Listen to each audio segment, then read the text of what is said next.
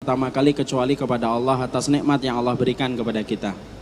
Kelihatannya berdiri lebih mantap ini Ustaz. Segala pujian tentunya kita berikan kepada Allah Subhanahu wa taala, zat yang sempurna di dalam namanya, zat yang sempurna di dalam sifatnya, zat yang sempurna di dalam setiap perbuatannya. Tidak ada keberuntungan yang paling besar kecuali keberuntungan kita ketika kita bersandar kepada Allah yang sempurna di dalam segala hal. Orang yang bersandar kepada Allah tidak akan pernah kecewa, dan pastinya dalam kehidupan di akhiratnya dia akan merasakan sukacita dan kebahagiaan. Tetapi siapapun yang bersandar kepada manusia, dia akan meneteskan air mata dan pasti akan merasakan banyak kesedihan. Para ulama mengatakan sumber penyesalan dan sumber kerugian pada kehidupan di dunia yaitu adalah ketika kita bersandar kepada makhluk lebih besar daripada sandaran kita kepada Allah. Dan inilah yang menjadikan kita senantiasa beruntung dan senantiasa kita bersyukur. Allah yang mempertemukan kita, Allah yang memperjumpakan kita sampai pada kesempatan hari ini pada waktu siang. Harusnya kita enak di rumah, mungkin sembari kita minum es teh manis, tetapi kita rela tinggalkan kenyamanan kita untuk berkumpul di sini. Kalau bukan karena kebaikan Allah tidak akan terjadi dan tidak akan pernah terwujud. Kepada Allah kita bersyukur dan kepadanya kita menggantungkan segala urusan kehidupan kita. Salawat dan salam marilah kita berikan kepada Nabi Muhammad SAW, seorang Nabi, seorang Rasul yang kita berselawat dan selalu berkomitmen untuk mengikuti beliau dalam setiap kehidupan beliau. Semoga kita layak menjadi umatnya beliau. Semoga kemudian kita akan dipertemukan dengan beliau dan yang paling penting semoga kita mendapatkan syafaat untuk berkumpul dengan beliau di sebuah tempat yang terbaik, yaitu adalah di Telaga Al-Kautsar, sebelum nanti kita juga berkumpul di surga yang penuh dengan keridhaan Allah. Kita mencintai beliau dan semoga kecintaan kita mempertemukan kita dengan Rasulullah SAW. Hari ini alhamdulillah akhirnya saya berjumpa dengan seluruh kaum muslimin dan kaum muslimat yang ada di Semarang. Saya perhatikan dari wajah-wajahnya ikhwan ini rata-rata anak muda. Berarti masih separuh agamanya, karena dari wajahnya belum menyempurnakan agamanya untuk menikah. Tapi insya Allah habis dari sini Allah sempurnakan agamanya dengan mendapatkan jodohnya insya Allah. Selama akhwatnya menerima lamaran antum. Kalau antum belum diterima maka harus bersabar. Kita pada kesempatan hari ini sebelum nanti kita akan bertemu dengan saudara-saudara kita dari tim musyawarah, saya ingin menyampaikan sebuah mukaddimah supaya menjadi sebuah ilmu bagi kita dan supaya menjadi pencerahan untuk kita. Dalam segala sesuatu selalu ada sifat yang mengiringi dalam setiap profesi yang dimiliki manusia. Kalau kita jadi karyawan, kalau kita jadi pebisnis, kalau kita jadi pedagang, sifat yang mengiringi dalam setiap profesi itu dua, yaitu yang sungguh-sungguh dan yang main-main. Kalau nyebut pedagang, ada pedagang yang sungguh-sungguh, ada pedagang yang main-main. Kalau kita menyebut pebisnis, maka kita menyebut pebisnis itu dua, ada pebisnis yang sungguh-sungguh, ada pebisnis yang main-main. Sama, ikhwan itu kalau sudah usia matang untuk menikah juga ada dua. Ada yang ikhwan sungguh-sungguh ketika mencari tulang rusuknya, dan ada ikhwan yang main-main ketika mencari tulang rusuknya. Karena dalam segala sesuatu sifat manusia itu dua, ada yang sungguh-sungguh dan ada yang main-main. Sama ketika kita menjadi muslim, itu juga sama. Sesungguhnya menjadi muslim itu ada dua kriteria dan sifatnya. Ada muslim yang sungguh-sungguh, ada muslim yang main-main. Maka sesungguhnya muslim yang sungguh-sungguh itu pasti punya indikator, pasti punya sifat, punya karakteristik sampai dibilang dia itu muslim sungguh-sungguh. Sebagaimana ketika kita mendapatkan pedagang, kalau pedagangnya itu sungguh-sungguh, pasti ada indikatornya. Apa indikator pedagang yang sungguh-sungguh? Contoh, dia selalu melihat bagaimana celah untuk berbisnis, memanfaatkan setiap perkara untuk dijadikan menjadi komoditi dan profit yang dia dapatkan. Maka kalau kita mendapati ada pedagang yang selalu berpikir bagaimana dagangannya laku dan bisnisnya laku, maka ini disebut dengan pedagang yang sungguh-sungguh. Kalau kita mendapati ada pedagang tidak pernah melihat celah dan kesempatan dan tidak pernah merumuskan visinya ketika menjadi pedagang, maka kita katakan pedagang ini adalah pedagang yang tidak serius. pedagang yang main-main, karena dia hanya berjualan tetapi tidak pernah meningkatkan jualannya dan bisnisnya untuk mendapatkan profit yang lebih besar. Itulah yang kita sebut pedagang yang serius dan pedagang yang tidak serius. Sama ketika kita menjadi muslim, ketika tadi mengatakan muslim itu ada dua, ada muslim yang serius, ada muslim yang tidak serius. Indikator muslim yang serius itu kata para ulama yaitu adalah muslim yang tahu kapan dia tinggal dan apa prioritas yang harus dilakukan pada waktu itu. Kalau ada seorang muslim ketika dia beriman kepada Allah, dia tidak hanya mengerjakan sholat, dia tidak hanya mengerjakan puasa, tapi muslim itu tahu dia tinggal kapan dan prioritas apa yang harus dilakukan ketika dia tinggal pada zaman itu. Maka kita katakan muslim ini muslim serius di dalam agamanya. Karena apa? Dia tahu apa yang harus dilakukan pada zaman ketika dia tinggal dan apa yang harus dikerjakan ketika dia hidup pada zaman itu. Kalau ada muslim yang memikirkan terus prioritas amal yang harusnya dilakukan, maka ini adalah muslim yang serius ketika merangkai jalannya menuju kepada surga. Tapi kalau ada muslim, siapapun itu, saya ataupun antum, tetapi tidak pernah membicarakan dan tidak pernah memikirkan apa yang harus kita lakukan, prioritas apa yang harusnya kita kerjakan. Ketika kita menjadi seseorang muslim di dalam kehidupan agama, sampai tidak ngerti apa yang kita lakukan dan apa yang kita kerjakan, maka kita katakan muslim ini muslim yang tidak serius karena tidak peduli tentang kehidupan agamanya. Makanya ketika kita menjadi muslim, ingin bahwasanya kita bukan menjadi muslim yang main-main tetapi menjadi muslim yang serius, maka salah satu indikator kita yaitu adalah kita harus paham kita hidup pada zaman apa, lalu ketika kita hidup pada zaman itu apa yang harusnya kita lakukan dan apa yang harus kita kerjakan sudah mulai kelihatan. Dan itulah yang akan dikerjakan ketika orang itu telah menyebut dirinya dan telah menempatkan dirinya sebagai muslim yang serius. Kenapa kita harus mengetahui tentang kondisi waktu? Iya, karena sesungguhnya waktu itu mempengaruhi apa yang kita lakukan. Setiap zaman dan setiap waktu itu memiliki karakteristik yang berbeda-beda. Makanya zamannya kita dengan zaman dulu itu berbeda. Bagaimana prioritas amalnya? Kenapa? Karena setiap tempat dan setiap waktu itu mempengaruhi apa yang dilakukan pada tempat itu. Sama, kalau kita boleh ngambilkan contoh. Pada zaman sekitar 100 sampai 500 sampai 700 Hijriah. Kenapa kemudian saat itu para ulama tidak banyak membicarakan tentang konspirasi orang kafir?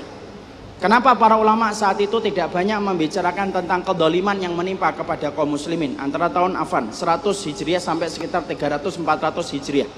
Kalau kita membuka kitab pada tahun itu, rata-rata para ulama itu membicarakan tentang satu perkara yang penting dalam kehidupan mereka saat itu, yaitu adalah membendung, yaitu ajaran filsafat yang datang dari Yunani. Kenapa Imam Syafi'i tidak banyak membicarakan tentang kedoliman kaum muslimin, tidak membicarakan tentang kemenangan kaum muslimin, tidak membicarakan tentang bagaimana jahatnya orang kafir ketika mendolimi kaum muslimin? Karena kita harus paham, pada zaman Imam Syafi'i hidup, Islam itu berada pada puncak kekuatan dan puncak kejayaan. Yang ada di bawahnya kaum muslimin saat itu adalah orang-orang kafir, yang mereka berusaha memadamkan cahaya Allah tetapi gagal. Makanya sampai satu persatu peperangan yang diikuti oleh kaum muslimin saat itu, maka dimenangkan oleh kaum muslimin. Sampai ada peperangan yang dinamakan Datus Salasil, peperangan di mana orang Persia itu diikat dalam satu rantai. Kenapa diikat dalam satu rantai? Karena orang Persia kalau menghadapi muslim maka mereka kabur. Mereka takut kalau sudah mendengarkan kata takbir. Sampai kemudian kita mendapati hari itu Islam itu menjadi sebuah kekuatan yang ditakuti oleh setiap manusia pada zamannya. Itu zaman siapa? Zaman Imam Syafi'i dan zaman setelah Imam Syafi'i. Islam itu betul-betul luar biasa.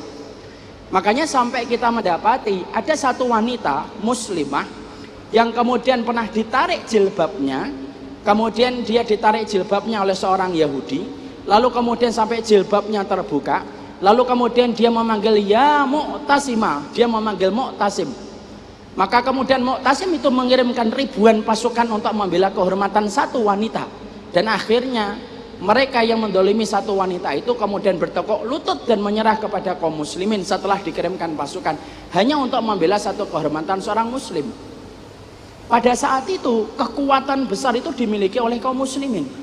Makanya pembicaraan Islam pada saat itu yang paling penting yaitu bukan pembicaraan ketika membicarakan tentang orang yang memusuhi Islam, tapi pembicaraan yang paling penting pada zaman Imam Syafi'i membicarakan tentang masalah filsafat yang saat itu mulai masuk ke dalam kehidupan kaum muslimin. Itu zaman Imam Syafi'i. Tapi beda dengan zaman kita. Pada zaman kita harus mengerti bahwasanya kita berbeda dengan zamannya Imam Syafi'i. Pada zaman Imam Syafi'i, Islam itu berada pada puncak kejayaan. Islam itu berada pada puncak kekuatan yang dimiliki oleh Islam pada saat itu. Itu beda dengan kaum muslimin. Sekarang, kalau hari ini kita mendapati Islam itu berada pada tekanan dan pada objek dari serangan dan kedoliman. Sampai kemudian kita mendapati kaum muslimin di mana-mana kemudian terdolimi. Di Palestina belum kita bebaskan tanahnya. Di Suriah ada 700.000 nyawa yang melayang yang belum kita balas bagaimana kemudian kehormatan darahnya. Di Rohingya itu pun belum kita bisa membantu secara maksimal, dan kita berada pada kondisi di mana hari ini umat Islam itu menjadi objek dari kezaliman. Makanya ketika kita paham, berarti setiap waktu dan setiap kondisi itu memiliki karakteristik dan memiliki sifat yang berbeda-beda. Makanya ketika kita paham semacam itu, barulah kemudian kita harus ngerti. Kalau kita hidup pada zaman yang berbeda dengan zamannya Imam Syafi'i, kalau kita berbeda zamannya dengan zamannya Imam Ahmad, zamannya Khalid bin Walid dan zaman para ulama terdahulu yang telah mengalami kejayaan Islam, hari ini kita hidup pada zaman ketika Islam itu memanggil kita untuk kita tolong supaya Islam itu kembali tegak sebagaimana Islam pernah tegak menguasai di atas muka bumi ini. Dan itulah yang kemudian menjadi zaman kita hari ini, dan itulah yang disebut dengan zaman fitnah. Hari ini kita hidup pada zaman fitnah, dan di antara makna fitnah yang dikatakan oleh Syekh Shalih Al-Munajjid, fitnah itu ketika banyak kezaliman menimpa kepada kaum muslimin disebabkan usaha orang kafir yang ingin memadamkan cahaya Islam. Makanya setelah kita memahami kita sekarang hidup pada zaman itu, maka yang paling penting adalah bagaimana kita merumuskan apa yang harusnya kita lakukan supaya betul-betul kita tidak salah melakukan sesuatu yang mana perkara itu justru malah kemudian akan mendatangkan kontraproduktif untuk kehidupan kaum muslimin. Makanya kemudian para ulama lalu kemudian menyampaikan kepada kita, kalau hari ini kita hidup pada zaman fitnah, ketika banyak sekali kedoliman itu menimpa kepada kaum muslimin, ada beberapa perkara yang harusnya kita lakukan sebagai sebuah komitmen ketika kita berislam, sebagai sebuah konsekuensi ketika kita beriman kepada Allah, dan itu harus kita lakukan. Kalau tidak, maka kita akan terkena sebuah dosa karena sibuk dengan perkara kecil tetapi luput dari perkara yang besar.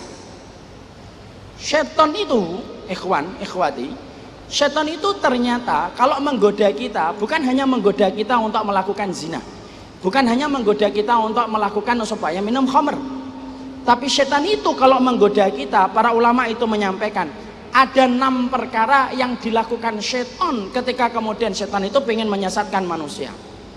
Apa 6 perkara yang dilakukan syaitan ketika ingin menyesatkan manusia? Pertama, syaitan itu akan menjebak kita untuk melakukan kesyirikan dan kekafiran. Syaitan itu akan melakukan kesyirikan dan kekafiran. Kalau kemudian lubang yang pertama ini gagal dan kemudian kita lewati, maka syaitan itu akan menjebak kita dengan jebakan yang kedua, yaitu adalah menjebak kita dan menyibukkan kita dengan perkara yang tidak dicontohkan oleh Rasulullah. Kalau kita selamat pada jebakan yang kedua, syaitan akan memasang jebakan yang ketiga, yaitu dengan dosa-dosa besar yang dianggap biasa. Makanya hari ini semua nama ketika menyebutkan dosa besar selalu kemudian dirubah dari kata aslinya supaya kita tidak lagi merasa jijik dengan dosa-dosa besar. Siapa yang merubah nama dari dosa besar? Syaitan.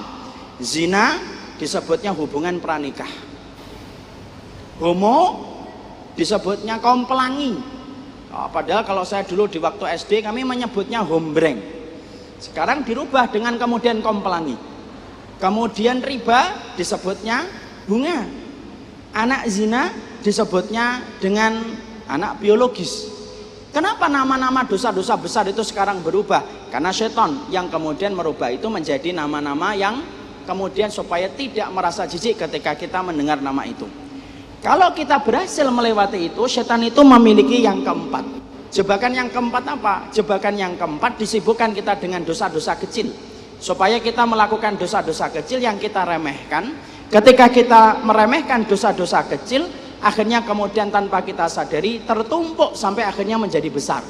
Makanya sampai Rasulullah mengatakan, takutlah kamu kepada dosa kecil, karena sesungguhnya dosa kecil perumpamaannya sebagaimana musafir kemudian singgah pada satu tempat mengumpulkan ranting ketika akan membuat api unggun. Semakin banyak rantingnya, semakin besar nyala api yang akan terwujud.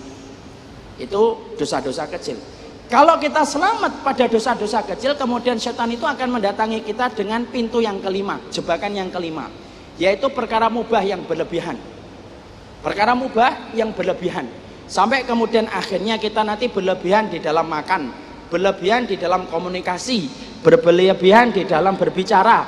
Maka itu termasuk strategi setan. Kenapa berlebihan itu merupakan strategi setan? Karena kalau kita sudah sibuk dalam perkara mubah sampai berlebihan, kita tidak punya waktu, kita tidak punya tenaga apapun untuk kemudian beribadah dan membantu agama Allah, karena waktunya habis untuk mengurusi sesuatu perkara mubah yang berlebihan.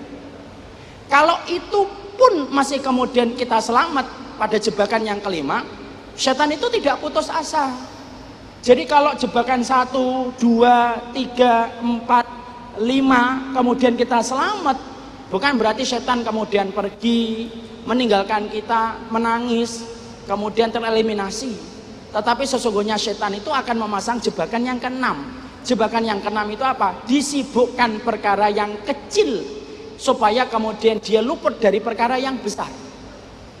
Makanya kalau kemudian kita memahami poin yang keenam, akhirnya kita ngeri.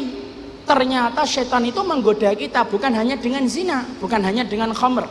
Menggoda kita bukan hanya membuka aurat, menggoda kita bukan hanya mencuri, dan menggoda kita bukan hanya korupsi. Tapi ternyata setan itu ketika menggoda kita dan menyesatkan kita, yang dilakukan setan itu apa? Yaitu adalah ketika semua jebakan itu kita lewati, dia akan datang dengan jebakan yang lembut, disibukkan dengan perkara kecil tetapi diluputkan dari perkara besar. Kenapa? Karena dia tidak tahu apa yang harus dilakukan pada zaman itu. Makanya kita khawatir, jangan-jangan kita tidak berzina, jangan-jangan kita tidak syirik, jangan-jangan kita tidak melakukan dosa besar, tapi ternyata kita terkena panah beracunnya setan yang keenam. Kita sibuk dengan perkara kecil tetapi luput dari perkara besar, karena kita tidak tahu bagaimana karakter zaman yang kita tinggal sampai tidak mampu merumuskan apa yang kita lakukan pada zaman itu. Dan ini pernah terjadi. Kalian tahu pada zaman sebelum kemerdekaan, ternyata tidak semua masyarakat Indonesia itu mengusir Belanda. Saya membaca dalam salah satu buku sejarah di pojok Indonesia, disampaikan di situ, ternyata Ahmadiyah itu diimpor oleh Belanda datang ke Indonesia. Kenapa diimpor? Atas saran Inggris. Saat itu Inggris memberikan saran kepada Belanda, diimpor aja ini Ahmadiyah, nanti kemudian supaya ke Indonesia. Kenapa Ahmadiyah saat itu kemudian dipelihara oleh masyarakat Belanda? Pada saat itu karena Ahmadiyah tidak punya konsep untuk melawan penjajah. Apa yang dilakukan orang yang terkena dengan pemahaman itu? Ada sebagian kecil kaum muslimin ketika sebelum kemerdekaan datang, yang dilakukan oleh mereka pada saat itu adalah mereka beribadah. Mereka masuk ke masjid, mereka berzikir, mereka membaca Quran. Tapi ketika mereka membaca Quran dan mereka berzikir, mereka tidak pernah meruncingkan bambunya untuk mengusir Belanda. Zikir ibadah, baca Quran ibadah. Tapi ketika daerahmu dikuasai oleh penjajah pada saat itu, tidak ada amalan yang paling besar kecuali mengusir penjajah. Akhirnya mereka sibuk di dalam zikirnya, sibuk mereka di dalam Qur'annya, untuk kemudian mereka berzikir dan tilawah. Tapi mereka tidak pernah berusaha untuk mengusir Belanda yang saat itu telah merampok hasil sumber daya alam yang dimiliki oleh Indonesia. Dan itu termasuk menguntungkan Belanda. Kenapa? Mereka tidak kerepotan menghadapi orang yang semacam ini. Kenapa ada orang yang semacam itu? Tidak mengerti prioritas apa yang harus dilakukan pada zamannya. Sama hari ini, Kalau kemudian kita pada zaman ini memahami Islam hanya dengan sholat dan memahami Islam dengan hanya puasa, maka berarti mungkin kita termasuk orang yang termasuk pada kategori yang keenam, yang dijebak oleh iblis, disibukkan dalam perkara kecil tetapi diluputkan dari perkara besar. Dan akhirnya kita khawatir, jangan-jangan saya merasa beramal, memang kamu beramal, tetapi amalmu itu sebenarnya amal yang kecil. Karena sesungguhnya amalmu sebenarnya tidak sesuai dengan karakter yang dibutuhkan pada zaman itu. Dan itulah yang kita khawatirkan kalau kita tidak mengerti bagaimana karakter dari zaman ini ketika tidak mengerti dan tidak memahami. Makanya kalau kita hari ini, kalau sudah paham, berarti kemudian zaman ini berbeda dengan zaman-zaman kemudian sebelumnya, maka mungkin kita akan bertanya, hari ini saya hidup pada zaman ketika banyak kedoliman itu menimpa kaum muslimin. Ada kemudian kedoliman yang menimpa di Palestina, ada kedoliman yang menimpa di Rohingya. Banyak saudara kita yang kemudian masih dimiskinkan, banyak orang yang masih bodoh, dan banyak yang kemudian menjadi korban kristenisasi. Lalu kemudian ketika kita paham, oh sekarang kita hidup pada zaman ketika banyak saudara kita yang murtad, banyak saudara kita yang dibodohkan, banyak saudara kita yang mereka itu tidak punya rumah ketika terusir dari tempat dan kampung rumah mereka sendiri. Maka pertanyaan kita, apa yang harusnya kita lakukan pada zaman ini supaya betul-betul kita berkomitmen untuk menjadi muslim yang sesungguhnya dan muslim yang serius. Karena sesungguhnya inilah yang kemudian kita harus mengerti dan harus kita pahami, supaya kita jangan sampai terkena dengan jebakan setan yang keenam, yaitu adalah jebakan ketika disibukkan dengan perkara kecil tetapi luput dari perkara yang besar. Maka yang dilakukan, saya simpelkan, apa yang harus dilakukan ketika kita berada pada zaman itu? Apa yang kita lakukan pada zaman ini? Ketika kita sama-sama hidup pada zaman ini, setidaknya ada 4 perkara yang harusnya kita lakukan dan kita kerjakan. Ketika kita hidup pada zaman ini, supaya kemudian kita bisa betul-betul dianggap sebagai muslim yang serius oleh Allah, dan bukan hanya dianggap menjadi muslim yang bercanda dan main-main. Karena kita khawatir kalau keimanan kita tidak dibenarkan oleh Allah, dan keimanan kita ternyata kemudian dianggap oleh Allah bermain-main, bagaimana karir kita nanti di akhirat dan bagaimana keselamatan kita di akhirat kalau keimanan kita itu dianggap main-main oleh Allah, disebabkan karena kita tidak tahu apa yang harus kita prioritaskan pada zaman ketika kita tinggal hidup pada zaman itu. Para ulama lalu menyampaikan, apa itu perkara-perkara yang harusnya kita lakukan? 1. Kalau seorang muslim hidup pada zaman yang semacam ini, ketika kita belum melihat bagaimana terangnya kemenangan Islam itu menyeluruh kepada kaum muslimin, walaupun kita senang hari ini dakwah sudah mulai semarak di banyak tempat, yang pertama dilakukan, 1, jangan hanya menjadi sholih, tetapi didiklah diri kita untuk menjadi muslih. Apa bedanya sholih dan muslih? Beda. Kalau kemudian kita hanya sholih, yang penting adalah kita sholat, yaitu di masjid. Yang penting kita puasa, istri kita sudah berhijab dan sudah pakai jilbab, anak kita sudah mulai berzikir dan menghafalkan Quran, itu hanya sholih. Tetapi karakter agama ini tidak pernah Nabi itu mengajari kita hanya menjadi sholih, tetapi Nabi itu mengajari kita supaya kita mampu menjadi muslih. Apa itu muslih? Yaitu adalah kamu sholih untuk dirimu, tetapi kamu berkomitmen untuk berkontribusi membantu agama Allah sesuai dengan kemampuan kita. Dan ketika kita sudah mulai memikirkan agama ini untuk kita bantu sesuai dengan kemampuan yang kita miliki, sesuai dengan kapasitas yang kita miliki, berarti saat itu kamu menjadi sholih dan kamu menjadi muslih. Karena banyak orang yang hanya menikmati menjadi sholih, tetapi tidak pernah mau berusaha untuk menjadi muslih dalam kehidupan agamanya. Nabi itu ketika ngajar para sahabat itu bukan hanya sholih. Kalau Nabi ngajarkan para sahabat itu hanya menjadi sholih, mungkin kita hari ini tidak akan mencium bau wanginya Islam dan bau wanginya sunnah di Semarang. Karena apa? Karena para sahabat tidak peduli agamanya menyebar di atas muka bumi ataukah tidak. Dan mungkin mereka akan ngambil jalan masuk ke Masjid Nabawi, kemudian mereka itikaf, mereka baca Quran, selesai. Kalau mereka dididik Nabi untuk menjadi sholih. Tapi para sahabat itu dididik Nabi itu bukan hanya menjadi sholih, tetapi Nabi dididik para sahabat itu menjadi muslih. Makanya akhirnya kita dapatkan setiap para sahabat itu memberikan kontribusi untuk agama Islam, membantu Nabi sesuai dengan kemampuan mereka. Khalid bin Walid menjadi pasukan perang, Mus'ab bin Umar kemudian berdakwah, Abdurrahman bin Auf kemudian dia itu menjadi pedagang yang membantu finansial dan logistik di dalam perjuangan. Dan ternyata para sahabat itu membantu agama Allah, karena mereka tahu agama ini tidak hanya butuh yang solih, tetapi juga butuh yang muslih. Dan muslih itu adalah orang yang berkontribusi untuk agama Allah sesuai dengan kemampuan yang dia miliki. Sampai Ibunda Khadijah, perhatikan Ibunda Khadijah, perempuan, tapi ternyata ketika beliau menikah dengan Nabi, yang dilakukan oleh Ibunda Khadijah itu apa? Ibunda Khadijah ketika menikah dengan Rasul, diserahkan semua hartanya untuk Nabi.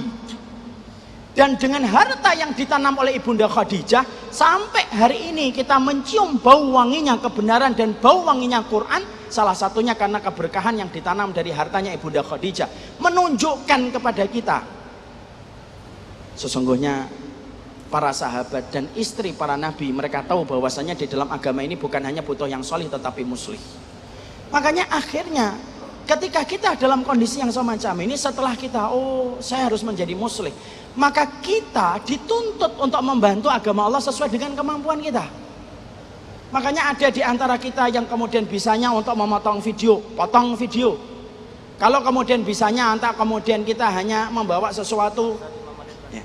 Kalau kemudian bisanya kemudian kita membantu seorang ustadz, kita bantu seorang ustadz. Kalau kemudian kita bisanya hanya kemudian berkhidmah kepada masjid, berkhidmah kepada masjid. Tapi disitulah komitmen kita untuk kemudian menjadi muslih. Para binatang saja menjadi muslih, binatang saja menjadi muslih, apalagi orang beriman. Mana dalilnya kalau binatang menjadi muslih? Kita ambilkan dalilnya. Semut pada waktu ketika Nabi Ibrahim dibakar, apa yang dilakukan semut? Membawa air untuk memadamkan api yang membakar Nabi Ibrahim. Kodok ketika kemudian mendapati kemudian Nabi Ibrahim terbakar, maka kodok pun termasuk salah satu binatang yang diterangkan dalam satu riwayat membawa air untuk memadamkan api yang membakar Nabi Ibrahim. Ketika Nabi masuk ke gua, kita lihat burung dara pun menjadi muslih dalam tanda kutip. Dia membentuk kemudian sarang di depan gua. Laba-laba menjadi muslih dalam tanda kutip. Kemudian dia meratap, kemudian dia merayap di depan gua. Bahkan pada zaman yang diceritakan oleh kemudian Imam Ibnu Qayyim, ada seekor anjing pun pernah menjadi muslih. Bahkan seekor anjing ini pernah mengislamkan orang. 40.000 orang masuk Islam gara-gara anjing. Yaitu adalah ketika ada satu peristiwa bangsa Tartar itu kemudian mereka itu menginvasi banyak negeri-negeri kaum muslimin, maka banyak orang Tartar itu mengajak orang untuk masuk Kristen, Nasara. Ada salah satu pendeta yang dibawa, dia teriak-teriak menghujat Nabi. Ada seekor anjing di satu panggung, ketika melihat pendeta itu menodai kehormatan Nabi Sallallahu Alaihi Wasallam, anjing itu tidak terima, anjing itu lepas. Langsung pendeta tersebut digigit tangannya. Ketika digigit tangannya, dicoba untuk dilepaskan. Semua pengawal mencoba melepaskan anjing itu. Para pengawal memberikan masukan kepada pendeta itu, jangan lagi nyebut-nyebut Muhammad. Kelihatannya anjing ini marah ketika kamu sebutkan tentang masalah Muhammad. Pendeta itu berkata, tidak ada hubungannya dengan Muhammad. Ikat aja anjing itu lebih kuat. Anjingnya kemudian diikat lebih kuat. Kemudian pendeta itu berkata kembali, suaranya lebih lantang dan lebih berani untuk menghina Nabi. Anjing itu lepas. Dan ketika lepas, langsung yang diterkam adalah leher sang pendeta tersebut, dan kemudian pendeta itu langsung mati. 40.000 orang yang menyaksikan peristiwa itu langsung berkata, kami beriman dan kemudian kami masuk Islam. Anjing menyebabkan 40.000 orang masuk Islam. Anjing, ANJING, itu menyebabkan 40.000 orang masuk Islam. Kalaulah anjing, kalaulah semut, kalaulah kodok, kalaulah kemudian laba-laba, ternyata mereka pernah menjadi muslih dalam kehidupan, sama. Kita pun dituntut untuk menjadi muslih. Makanya setiap dari kita, maka pasti kita dituntut untuk memberikan apa yang kita mampu. Kalau memang kita belum mampu untuk berbicara di depan, maka coba kemudian kita bantu dengan apa yang kita bisa miliki. Kalaupun hanya membawa sandal, kalaupun kemudian hanya untuk kemudian membuat flyer, Ataupun ketika kita membantu kemudian pondok pesantren atau yang lainnya untuk didirikan supaya menjadi pusat pendidikan, semua itu akan berkarakter menjadi muslim. Silakan jadi dokter, tapi dokter yang muslim. Silakan jadi arsitek, arsitek yang muslim. Silakan kemudian jadi orang perancang kemudian busana-busana muslim yang syar'i, tapi menjadi perancang muslim yang syar'i yang muslim. Karena apa? Sesungguhnya agama ini bukan hanya butuh yang solih, tetapi agama ini butuh yang muslim supaya membantu tegaknya agama Allah, supaya tegak dan berjaya di atas muka bumi ini. Kalau hanya solih tak, Belanda pun tidak pernah takut sama orang solih. Tapi ketika Imam Bonjol tahu, Diponegoro tahu, dan seluruh pahlawan-pahlawan Indonesia tahu bahwasanya mereka tidak hanya dituntut menjadi solih, maka itulah yang menjadikan para pahlawan melawan Belanda. Kenapa? Kemuslihan itu perlu dalam kehidupan kita. Makanya inilah yang menjadikan kita, kumpulnya kita di sini harus bagaimana kita memiliki satu visi yang baru. Kalau menjadi muslim itu bukan hanya sholat dan bukan hanya puasa, tapi menjadi muslim itu bagaimana kita menjadi muslih dalam kehidupan kita sesuai dengan kemampuan kita. Makanya ada satu riwayat Muslim. Ada seorang wanita pada zaman Nabi, bisanya dia tidak bisa infak kayak Ibunda Khadijah. Yang bisa dilakukan olehnya itu apa? Yang bisa dilakukan olehnya itu hanya nyapu di pinggir Masjid Nabawi. Itu pun dia nyapu, dia berikan apa yang dia bisa lakukan untuk Islam karena dia paham. Itulah karakter pada agama ini. Maka inilah yang menjadikan kita. Silahkan, ayo kita amalkan yang wajib dan yang sunnah. Tapi jangan berhenti di situ. Jadilah keluarga bukan hanya keluarga yang solih, keluarga yang muslih. Jadilah kemudian kita mendidik anak bukan hanya yang solih tetapi anak yang muslih. Jadilah suami bukan hanya yang solih tetapi muslih. Jadi kemudian suami yang muslih. Karena apa? Allah mencintai yang muslih dan tidak hanya mencintai yang solih. Bahkan orang yang solih belum tentu selamat dari adab. Saya tutup ini karena waktu yang terbatas. Saya tutup dengan sebuah hadis yang sering saya sampaikan berulang-ulang dalam banyak kesempatan. Ada Allah memberikan perintah kepada malaikat, adib, kamu siksa satu kampung ini. Ketika kemudian malaikat itu akan mengadab satu kaum itu, malaikat turun melihat di kampung itu ada orang yang sedang khusyuk beribadah kepada Allah. Malaikat itu bingung, gimana kami mengadab kaum ini padahal ada yang sedang khusyuk beribadah kepada Allah.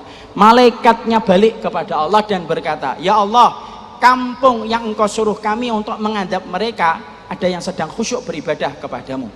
Justru Allah berkata, kamu siksa kampung itu dan mulailah dari orang yang sedang khusyuk beribadah kepadaku.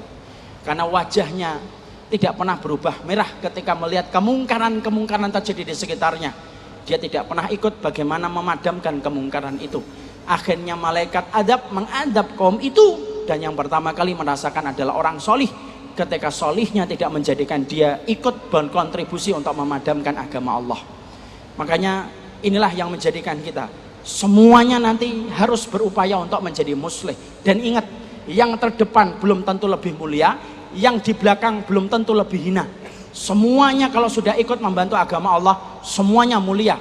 Walaupun hanya nata sandal, walaupun kemudian hanya membersihkan motor, walaupun kemudian hanya ngatur tempat parkir, walaupun hanya nyobek karcis, kalau semuanya diniatkan karena Allah, maka itulah yang menjadi muslim. Dan itulah yang menjadikan kita dianggap menjadi muslim yang serius di atas agama Allah.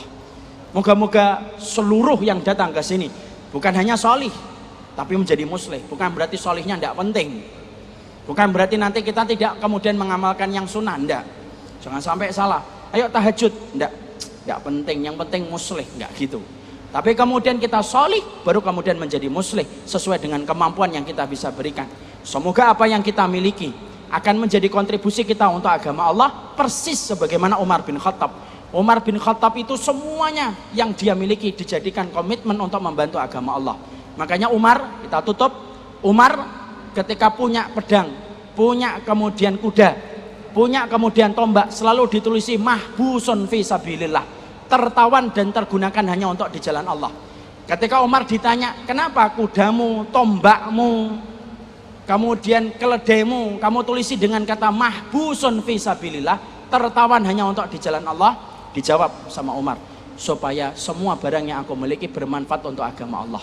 Semoga apa yang kita miliki, semua yang kita dapatkan, bukan hanya menjadikan kita solih, dan ketika kita bisa menjadi muslih. Dan yang paling penting, semua barang yang kita miliki bisa ikut berkontribusi untuk agama Allah sesuai dengan apa yang kita mampu. Barakallahu fikum. Ini yang dapat saya sampaikan.